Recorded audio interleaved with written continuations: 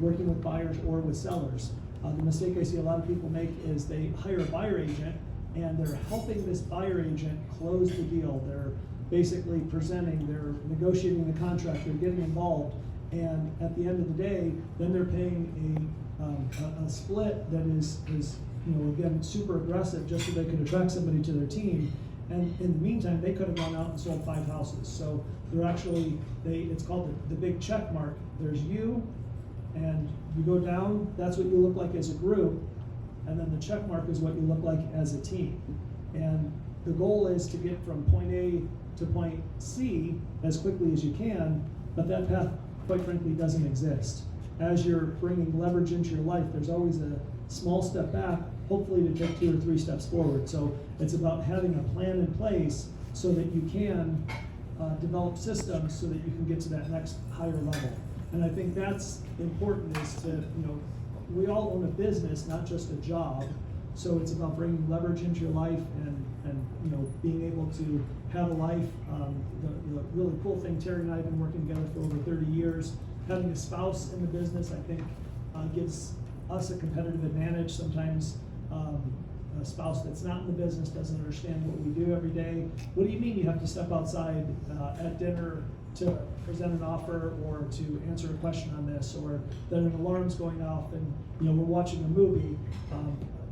What do you mean by that? Having a spouse, I think that makes ours a little bit easier. And then we try to have time and setting expectations with clients, surrounding yourself with a team so that you can have that work-life balance.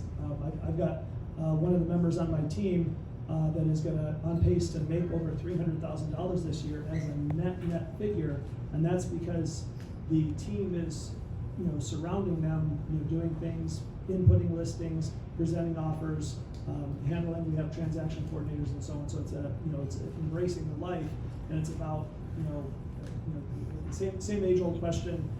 Phrased a little differently than Randy said, but is it, Mr. Seller, is it about what you pay or about what you net? And if you can talk with the seller about their net figure, same thing with the real estate agent, is it about what your split is, or is it about what your net is? And the life is, it's all about the net. As real estate agents, we like to talk about the gross that we make, but if we're not watching what we're doing, we're not taking enough to the bottom line. So I kind of painted that with a wide brush. I think you were talking about a little bit of fun and counterbalancing, and I got into business a little bit, but hopefully the answer's like that. Yeah, so I love the work-life balance. I would probably venture to guess that all of us are machines. I know these two really well. So for us, that work-life balance is a little different than probably maybe a different person. Real estate never bothered me. I mean, if I'm awake and I'm not doing something with my kids, I don't mind working. Because I love what I do, right? So I don't care if we're sitting on the couch watching TV. I'd rather just have my laptop out. But I had to learn some life lessons in that. So for me, faith is huge, huge, huge, huge. So faith, we go to church on Sundays. That's non-negotiable for my family.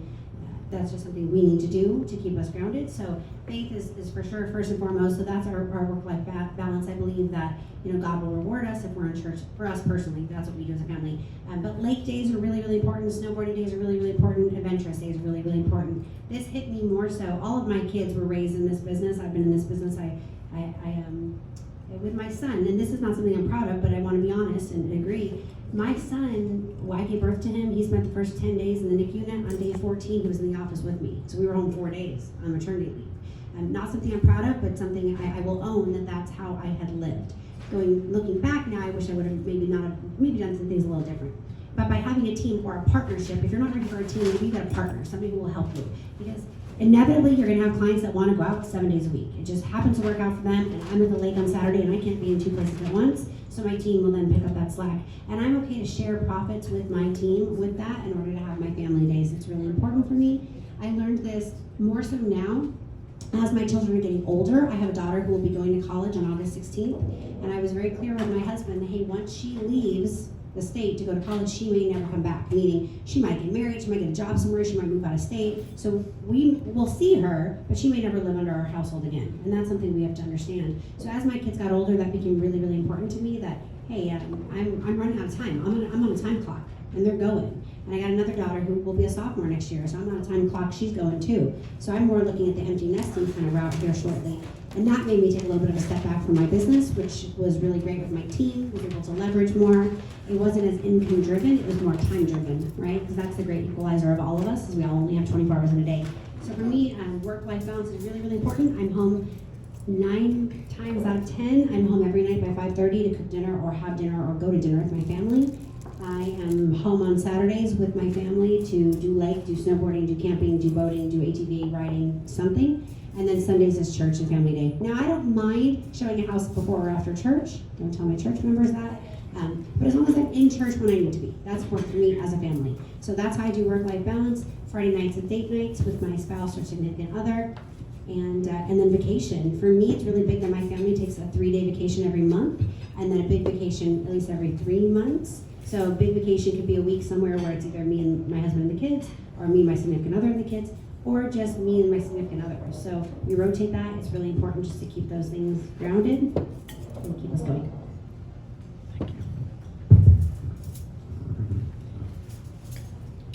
So I, when I was married for 10 years, I pretty much doused myself in work, like 12 to 14 hours a day. I'm sure that you guys could relate, because that's just what I thought I had to do. And after I got my divorce, I realized how much time I was not giving to my children. And so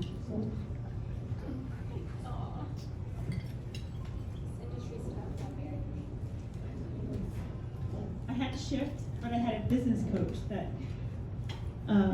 basically gave me some hard truths and said, listen, you can buy a watch, but you can't buy your time back. And when he said that, I felt like he punched me right in the nose. Okay, right? I want you to think about that. You can always go buy a watch, but you can never buy your time back. And so I decided when I got a divorce that my children came first, my sanity came first, because I would work. And one of the most important lessons that I learned when I hired my business coach was I had to monetize healthy time management skills, okay? I wasn't working out as much as I should have. I wasn't eating, because we're on the road, you know, you throw some bars in your car and you're eating crap all day long. And you know, one thing that I learned is that when you eat healthy, your brain works differently, right? When you get a good night's sleep, your brain works differently. When you meditate, your brain works differently. And it's not just meditating. One of the things that my business coach has transformed my brain to do is that when I meditate, I not only meditate to clear all the crap out of my head, but I meditate in a way to visualize my success for that day. I look at what I have, I clear my head, and I meditate that every single deal that I go into, I go in 100%, and I go in with confidence that I'm going to get the listing.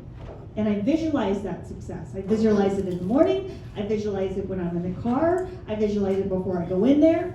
But I always, in the morning, I do something of exercise. I'll either get up and walk, I'll get up and do some push-ups, I'll get something, just do something physical, drink a glass of water, do a little exercise, meditate, get dressed, get into the office on time. One of the things that I also learned with my business coach is if it's not in your calendar, it's not going to happen. So what I've done is I've strategically taken my entire calendar, and I would encourage each of you guys to do this, regardless if you have an appointment or not.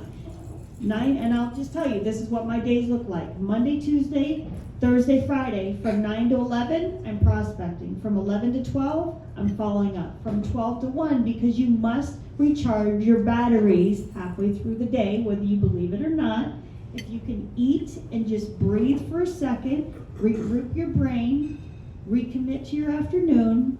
I always attempt to put the afternoon from 1 to 5, 1 to 6, 3 appointments. And I actually schedule that in. It says appointments. 3 appointments in the afternoon. My goal for my prospecting hours is to fill those appointments. If I don't fill those appointments, that's prospecting for me. I don't give up and say, oh, screw it, I'm going home for the day, yay! Okay? We treat this business sometimes, if we are the owners of our own life, right?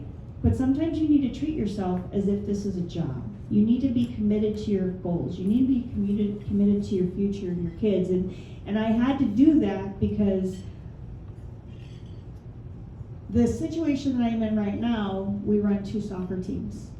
I'm committed to my kids. I'm committed to watching my son play. I'm committed to my weekends. I'm committed to making sure that when I detach from work that day, I'm 100% committed to my kids, because one day we were driving down the road and I was constantly on the phone, and my son's like, hello, I'm sitting right here. And that hurt my feelings. I stopped doing that. So he knows what my schedule looks like. He knows certain hours, but when it's their time, I'm fully engaged. There's a movie that I saw a while ago. Actually, it was like a week ago. It was a soccer, I don't remember what it was called, but it was like this kid wanted to play soccer so bad, and his dad never watched him play. And so he went to England, got on some team, and he didn't realize that one day his dad went to the bar and watched him play. I never want my kids to feel like they weren't important.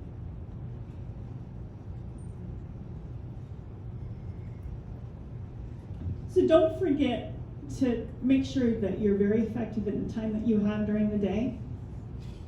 Work-life balance, I didn't realize how important that was until after I got a divorce. But you need to pay attention, because life is super short. And the amount of clients that I've had pass away through this whole COVID thing was even tougher, because as agents, we have to be strong when we go into these appointments, because we're their strength at that time. They're looking for us for guidance. They're looking for us to make decisions, but they're also looking, like Jillian said, be educated. Know your stuff. Go in there. Don't waste people's time. They want to know the truth, the hard truth about stuff. But again, with the work-life balance, that's part of your balance. Schedule your time. Make sure that you schedule time in for your kids, time in for your families, because you don't get that. We don't get yesterday back. And I didn't realize that until I started coaching with this business coach that constantly pokes and prods me and tells me everything that I didn't realize I needed to hear, but I didn't want to hear because it was so painful, and I fought him, and I was like, no, I gotta work. Well, I actually make more now with this balance than I did before, because I'm more laser focused on what my goals are in the hours that I need to. I call my jam sessions. If you guys write that down, make them your jam sessions, man. From 9 to 11, don't mess with me, because I'm on the phone. I'm hustling. But you guys need to figure out, what are your 3 superpowers? What are you working on? But when you're working on your superpowers during your jam sessions, nobody's allowed to bother you. You have to kick ass, and that's what you have to do to be successful. But don't give up on you, because you don't get that time back. Yeah?